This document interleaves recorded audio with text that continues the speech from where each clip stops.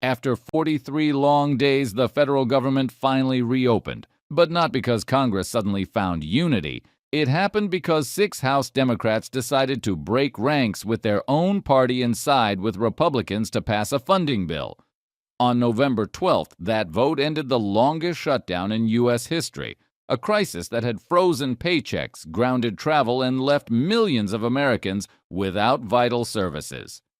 The bill passed by a narrow 222 to 209 margin, meaning it would have succeeded even without Democratic support.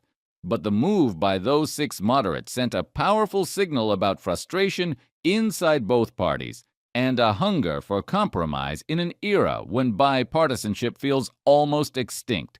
Each of the 6 Democrats came from a politically volatile district where independence isn't just a strategy, it's survival.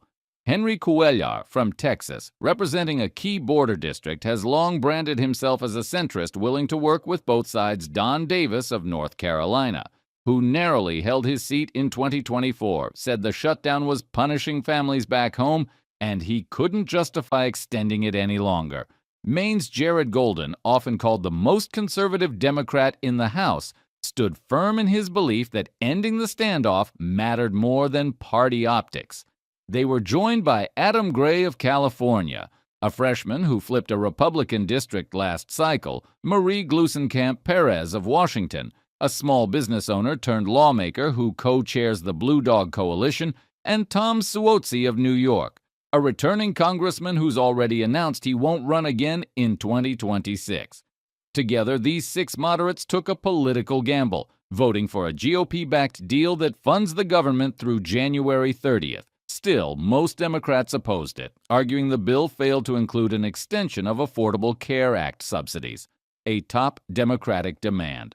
Instead, the compromise simply promises a future Senate vote on health care funding in December, delaying the debate rather than settling it. For progressives, that was unacceptable, but for these 6 Democrats, prolonging a shutdown that had already devastated workers and communities was worse. The immediate result was relief.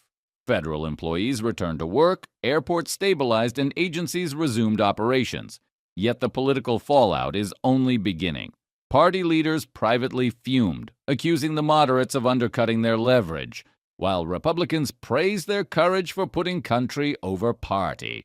In a Congress mired in gridlock, their decision may have cost them political capital. But it also showed that a handful of lawmakers, driven by duty rather than division, can still make Washington move 6 votes out of more than 400, didn't just reopen the government. They reopened the question of what real leadership looks like in modern American politics.